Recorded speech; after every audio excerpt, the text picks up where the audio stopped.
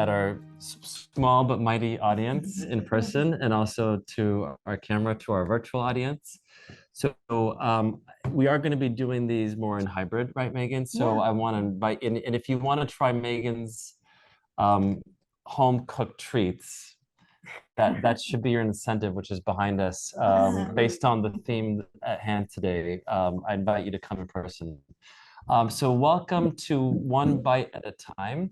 For those of you that are joining for the first time, this was an opportunity for us to take a deep dive in one specific facet of nutrition that we thought was timely, relevant to cancer survivorship, and something that I think we both get a lot of questions about in various forums. And these are meant to be, again, brief, focus topics. So we estimate this to be about 30 minutes, just so that I know it's the middle of the afternoon, so that you can get on to your other busy activities. So Megan Laszlo is our clinical nutrition coordinator who leads this program, One Bite at a Time, and also Nutrition in Your Kitchen, which is our 3-part cooking demonstration program. Today, we're going to talk about collagen. Are the benefits only skin deep? I think many people view this as either a supplement or sometimes just a natural food that should or should not, you'll let us know, be incorporated into our diet. I think it's come into a lot of topics that relates to cancer survivorship. So Megan, educate us. Should we be taking collagen, and what do we know and not know? And I'll be in the background on mute. Thank you so much for the introduction. Welcome, everyone. I'm going to take a moment to share my slides. Just give me just a minute.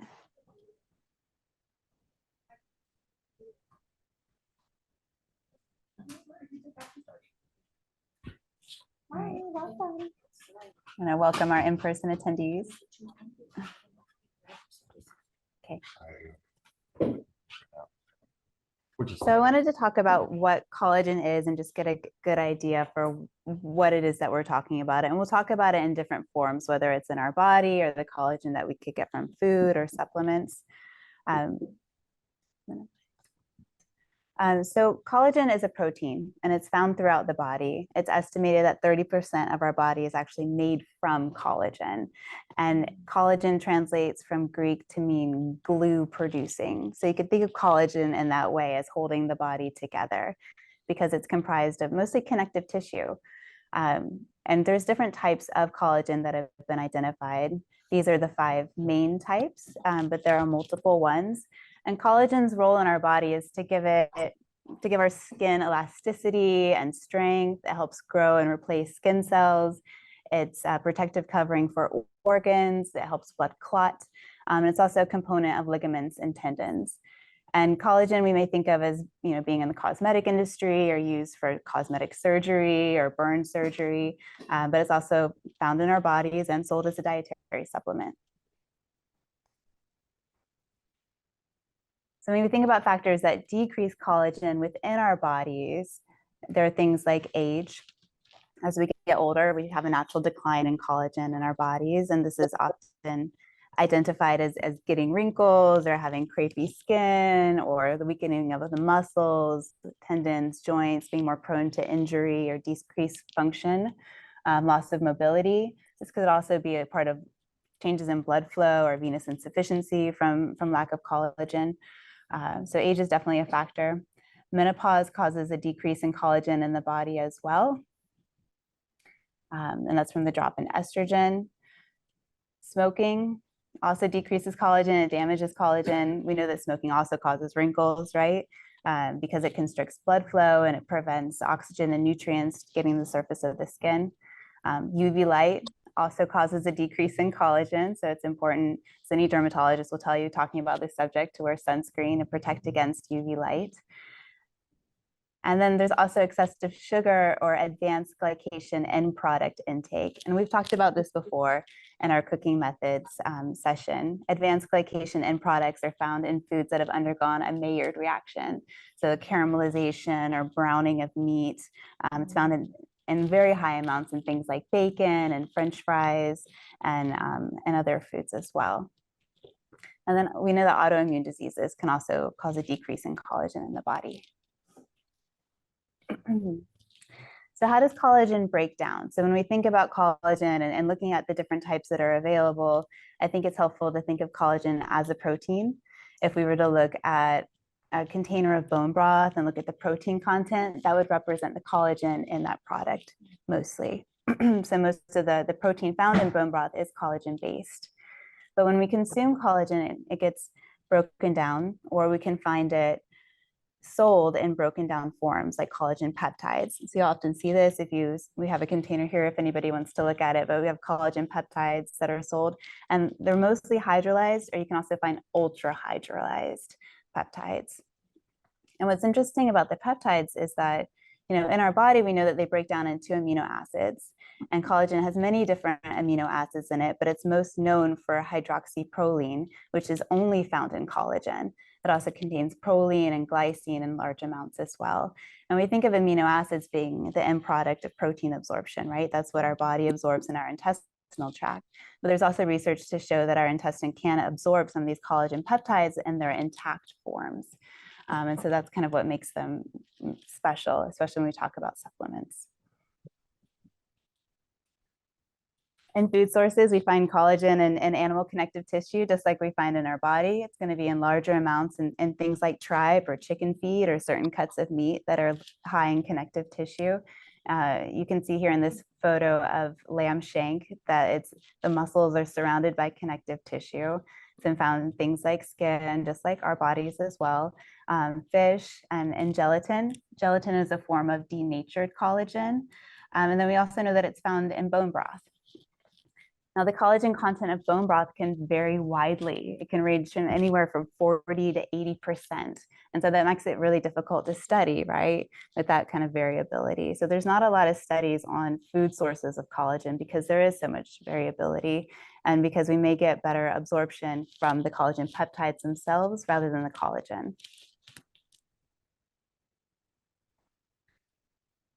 So I know this question used to come up a lot for me, and what's the difference between stock and bone broth? And I'll just that picture's not of bone broth, so I'll bring those down. But there's no universally accepted definition for stock versus bone broth. Generally, we think of stock as being a liquid that's had aromatics added to it and maybe bones that's cooked for a few hours, whereas bone broth is something that you usually intentionally add bones that have marrow or large amounts of connective tissue, and you cook it for potentially up to 24 hours in order to extract the gelatin or the collagen out of the broth. So some examples of this are consommé, where you take bone broth and add egg white to it to kind of filter it to get a clear liquid broth. And then if consommé is allowed to cool, it turns into aspic. And I know we don't eat a lot of aspic in this country. It's more popular in Europe. Yeah. And exactly, gelée. But I actually learned the other day that aspic is used to make soup dumplings. So if you've ever had Chinese soup dumplings, when they're made, in order to form the dumpling, they'll take aspic and roll it into the dumpling. And then when it's heated, it turns to liquid like a soup. So maybe you have had aspic and not realized it. Somebody's broken. Somebody may be on, may need to mute. That's what we're hearing. And so thinking about gelatin as well, aspic, I think, is just savory jello, right? If you've ever made gelatin, you know that you have to add a warm liquid to the gelatin in order for it to dissolve, right? And then once it cools, it's solidified. So you usually add that liquid to some kind of mold or whatever shape you want it to take. But with collagen peptides, they can be added to a warm or a cold liquid, which makes them much more versatile if it's something that you're trying to add to your daily routine or achieve measurable predetermined amounts. So collagen supplements, as we said before, that you'll see collagen peptides, collagen hydrolysate, as well as other more hydrolyzed forms of collagen available. What hasn't been determined is if there's one best form of collagen, and we'll talk more about some of the variation there. There is flavor variability though, and the ultra hydrolyzed forms don't have a flavor, whereas some of the just simply hydrolyzed collagen or collagen peptides can have kind of a bone brothy flavor. Again, if anybody wants to try, we have some. That flavor may not be noticed depending on what you add it to, right? Like if you're putting it in your smoothie or your coffee, you may not taste bone broth. I'm they just as potent as the liquid ones? Is the collagen just as potent? There's variation. So I think that that's what we have to determine. But I think it depends. We'll keep talking about it. I think it's important to keep in mind here that they're all animal-based. And they could be derived from different sources. So if you're someone that doesn't eat certain animal products, you want to be aware of that when looking at the label. Or if you're someone that has an allergy to certain animal products, being aware of that as well. These are some examples of the different brands of collagen peptides that are in the marketplace. Recently, there's also a vegan product. As we said, these are animal-based only. So this is a vegan product that takes plant-based amino acids and puts them in the same ratios as collagen. So I think that's something that's interesting. It hasn't yet to be determined if this is truly comparable to the other collagen products. It's called Ecolol. But this is a big growing business. By 2025, the worldwide market value is estimated to be at over 6 billion. I think that's something to take into consideration. I also want to note that you may also see these vegan collagen boosters in the marketplace. And these are products that contain vitamin C and zinc and copper and do not necessarily contain collagen, but they're selling products that are supposed to support the production of collagen. So let's talk about skin health, skin appearance. When we look at the studies on collagen and skin health, there's a variation here. As I've probably said over and over again, there's a lot of heterogeneity in these studies, but it's looking at about 1 to 10 grams of collagen peptides per day, but a benefit's actually been seen from 2.5 grams per day. And these are the benefits that the research has found. It's not 100% conclusive all of the time, but it's definitely in this direction that collagen does show to improve skin hydration, elasticity, dermal density, and reduce facial wrinkles. And some of these benefits are generally seen after 60 or 90 days of supplementation. So it's kind of a commitment of taking this supplement for 2 to 3 months before you could expect to see a benefit, and that they're maintained for 30 days after stopping supplementation. Even though you'll see on collagen products that they advertise that it's good for hair and it's good for nail growth, the studies don't really support that. There are some studies, but they're not very good. Most of them didn't use a control group. So I think that's something to keep in mind as well, especially if you're looking at taking this product for hair regrowth after chemotherapy or things like that. So in terms of bone health, what we have pictured here are some examples so you can better understand normal bone versus bone that has osteopenia, osteoporosis, and severe osteoporosis where the bone gets more breakable. I want to look at 2 different randomized control trials. This first one is from 2018. They used 131 women in this study that were postmenopausal, but didn't have a diagnosis of osteopenia or osteoporosis.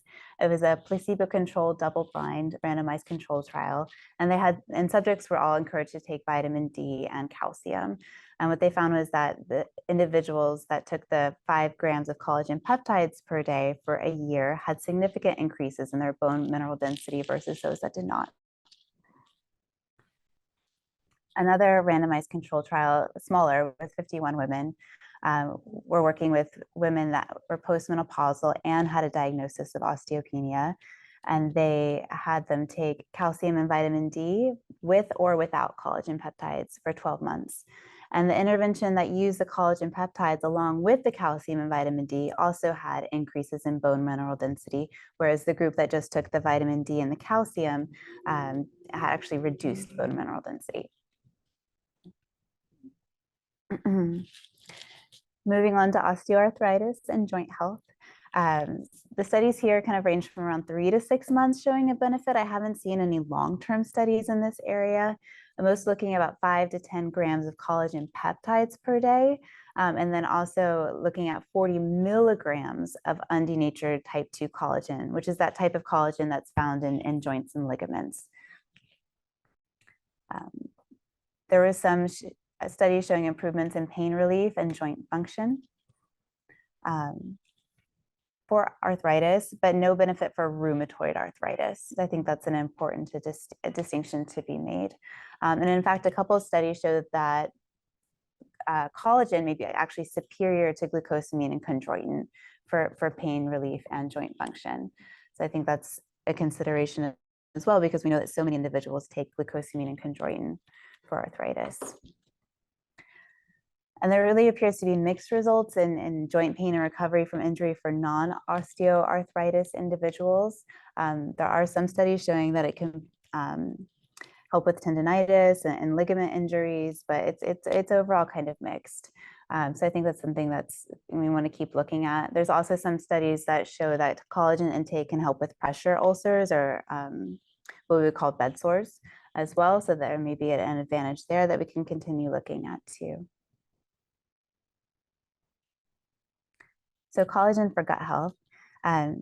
So pictured here is an illustration of gut barrier function. So we talk about this off and on in this series. So I thought it would be helpful to have an image. So on the left, we have basically what's showing healthy tight junctions within the intestinal wall that can keep materials that we don't want passing through the intestinal wall and getting in our body. On the right, we have faulty junctions here where microorganisms and toxins can cross this gut barrier. So when you hear the term leaky gut or intestinal permeability, this is what we're talking about. And so collagen has been used to support intestinal permeability and used for those with autoimmune issues. If anyone's ever heard of the autoimmune protocol diet, it's a part of that. Drinking bone broth regularly is a part of that diet plan. And glycine has really been touted as the reason for doing so, that glycine is the reason for incorporating the bone broth. But glycine has not been shown to improve gut permeability. So really more research is needed to determine the role of glycine on gut health. For muscle health, I know a lot of individuals do use collagen for muscle health or use it as a protein source as well. But this double-blind parallel group clinical trial really showed that whey protein outperformed collagen when it came to acute and long-term muscle protein synthesis. And that, really in general, collagen is inferior to other sources of dietary protein for building muscle specifically. So we'll talk about why. So this is a chart comparing different protein powders on our left. We have whey and casein, which are from milk, collagen, eggs, soy, pea, hemp, rice, and also cricket protein powders that are all available in the market. You can see it's indicated whether or not the protein powder is a complete protein, meaning it contains all of the essential amino acids in it. Collagen is not a complete protein. It does not contain all of the essential amino acids. It doesn't have tryptophan. And it's also low in methionine. So when we talk about protein quality, this is one of the things that we talk about, whether or not it's a complete protein, whether or not it provides all these essential amino acids. And you can see here some of these other ones that are low in essential amino acids, making them less, even though they are technically a complete protein, the ratios isn't advantageous for muscle health. And then we have our branched chain amino acids, or BCAAs. These are depleted after exercise, and we need them for muscle tissue maintenance. Collagen doesn't contain these either. Another way of evaluating protein quality is to look at this high ratio of essential amino acids to the protein. So for example, if you had 25 grams of whey protein, you get 10 essential amino acids. But to get those same 10 essential amino acids, you would need something like 60 grams of hemp protein. So you need more volume to achieve the same essential amino acids. And the digestibility, sorry, I don't want to mess this up.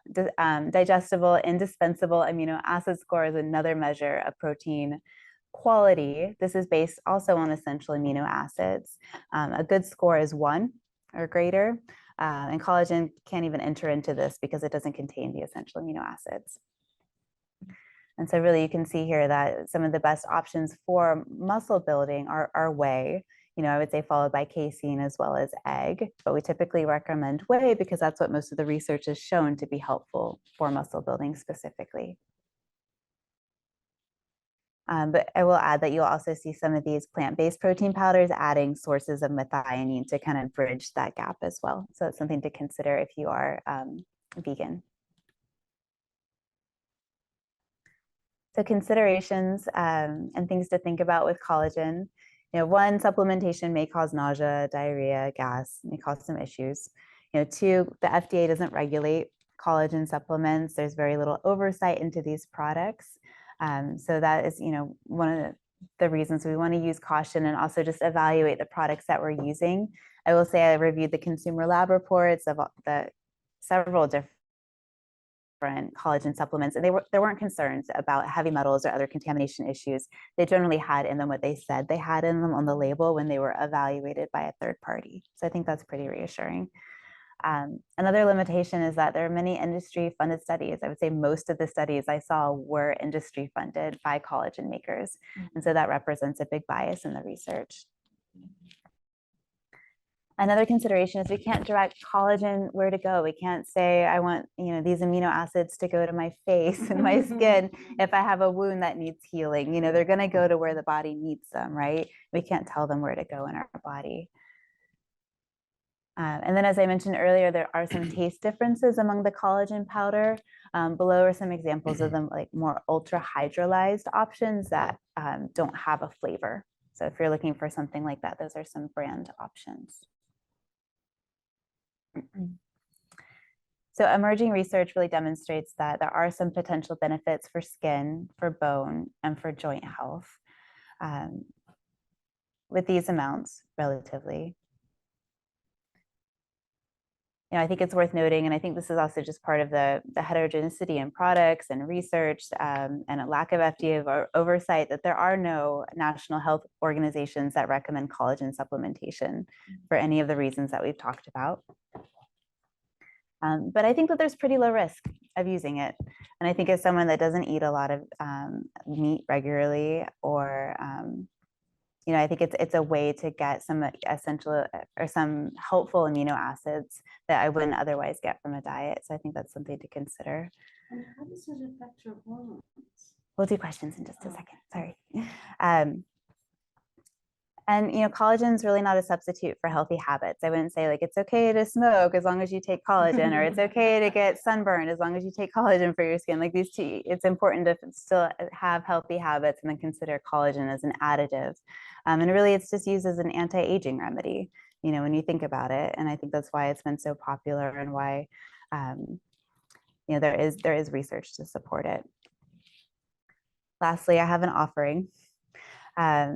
This is a recipe for some matcha collagen bites. We have some here for our guests to try if anybody would like to. They contain whole grains, so rolled oats, chia seeds, almond butter, honey, matcha, and collagen peptides. Basically just mixed together and rolled in coconut. And then each bite yields what you can see there below the picture, but 2.5 grams of collagen. So if you are taking collagen for skin appearance, that would be the recommended daily amount. I will say collagen is pretty versatile, as we were talking about before. You can put it in your coffee, your smoothie, your yogurt. It blends really well in different things. So it doesn't have to be this, but if you're looking for something caffeinated, high fiber with collagen, this is what I would suggest. And then lastly, I want to share that we have recordings of all these lectures on a Cedars Sinai Cancer's YouTube channel, as well as the other Wellness, Resilience, and Survivorship series.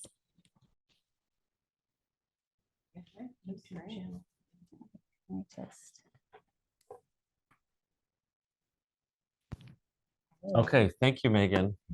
So we have a few minutes for questions. I'm going to start with our in-person group. There were a couple of questions I thought. So and I have a couple always for you too. So I'll see. How, as far as in relationship to breast cancer and hormones, how does collagen affect your hormones? I'm just going to repeat it in case they can't hear. So the question being, for people who are concerned about exogenous hormones and feeling cancer, should we be worried about collagen? I don't think that collagen contains hormones. Well, how does it affect your hormones? Because if you're losing collagen, it's because you're losing hormones as well. And so how does that, because somebody that's worried about, hormone growth, that's my curiosity. How will that affect? Right. I think that's an interesting question. I haven't seen any research that shows that how it affects estrogen or other hormone levels within the body. So to date, that hasn't been a have concern that not I've either. observed in, Yeah. in researching for this topic, but I think it's an interesting question. Yeah, because that's what I've been concerned about. And I'm sorry for everyone in the room. I know we can't see the screen up here, but we do have audience members here. Okay, so let's go through other questions. Let's see. Is there a biomarker that can measure collagen? No, unfortunately, no. There's no blood test that can measure collagen levels in the body. We can't see it on body composition scans, for example. So there's no real measurement of it. I think it's mostly identified by either injuries, and assessing, whether it may be beneficial there if you're getting multiple injuries, or for those that are looking to improve their skin appearance, because that's something that we look at every day is our face, right? But I think we already addressed this one, but another question about, are collagen supplements safe for breast cancer survivors on aromatase inhibitors? I don't think there's any contraindication from anything I've seen. You agree? I agree. Okay. I think it's very low risk. What about people that aren't on medication? So is there any risk for individuals that are not on aromatase inhibitors? Again, I think it's very low risk. I think the biggest risks are more related to food allergies than anything else. Okay, let's see. I'm going to ask a question just to integrate them to what we have. So I think a typical collagen supplement has 20 grams of protein. Is that right? Yeah, We could actually, look. we could look this scoop here. I think is 20 grams of Okay, protein. I think I typically have seen 20 grams. Do you have any idea if I have a cup of bone broth?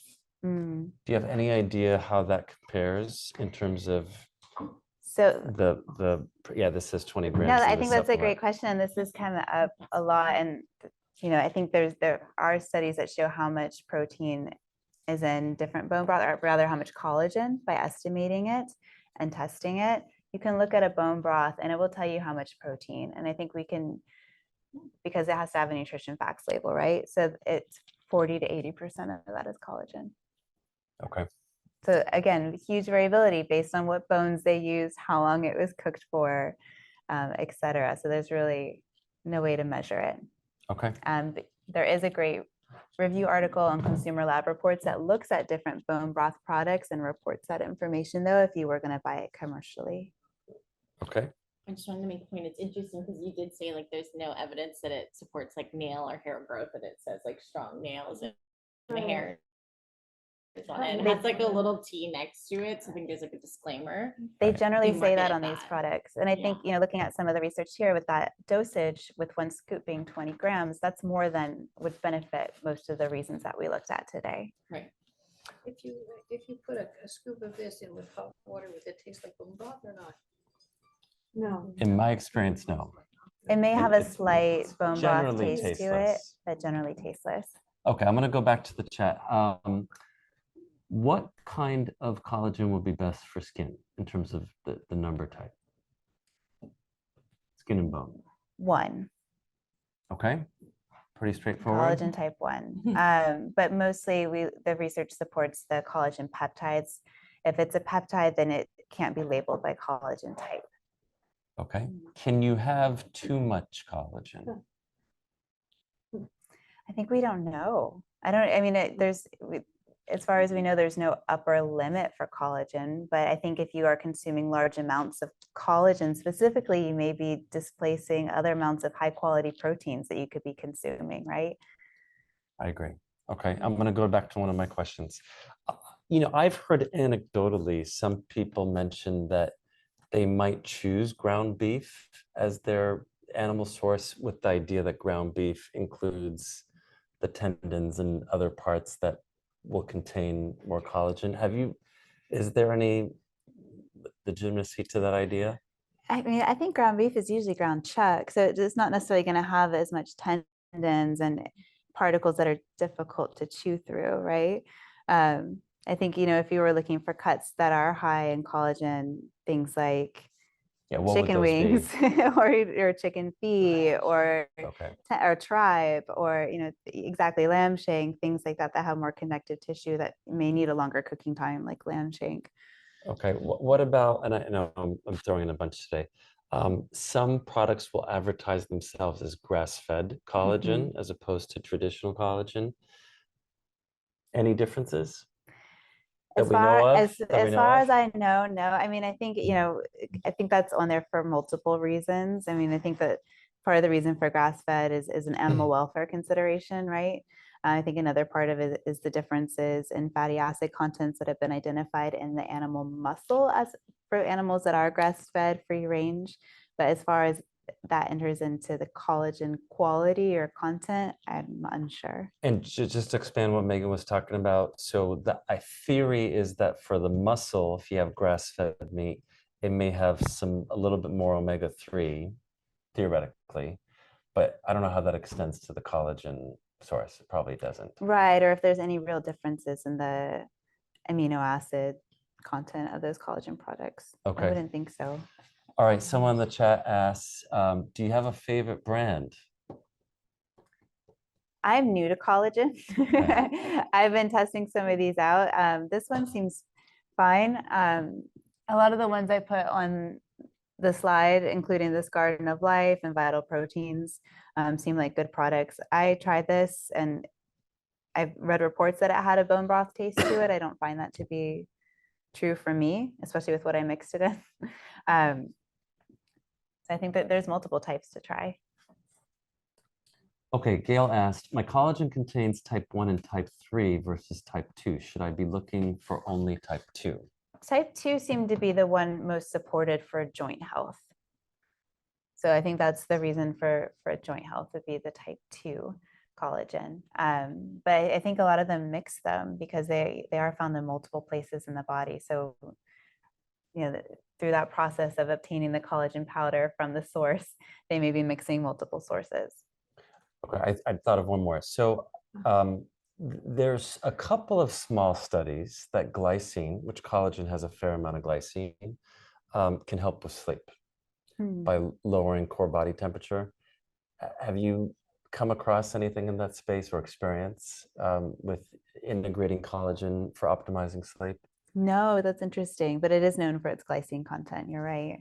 So just another idea to maybe to consider. Okay, let me see if I missed anything else. Anything else from the room?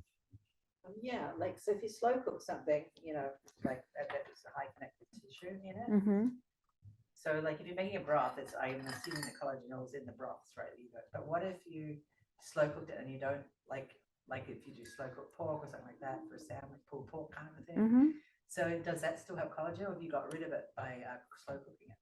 Well, I mean, I think it depends if you have connective tissue and bone there, because that's where most of the collagen is going to come from. It's not going to come from the muscle, right? So if it's bone where you can have access to the marrow coming out, and then the connective tissue, and then there's also often a recommendation to add an acid component to that as well to help pull the collagen out of the product.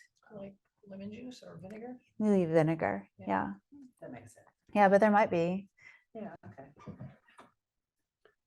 Okay, well, thank you everyone for joining. We're gonna try Megan's treat today. So again, if you want to come in the future, we'd love to have you in person if it makes sense. Again, these were meant to be relatively short and sweet sessions. Megan, thank you as always for all the time that you invest. Thank you. To our audience, thank you all for joining, and we hope to see you at the next one. Can we Thank you. put the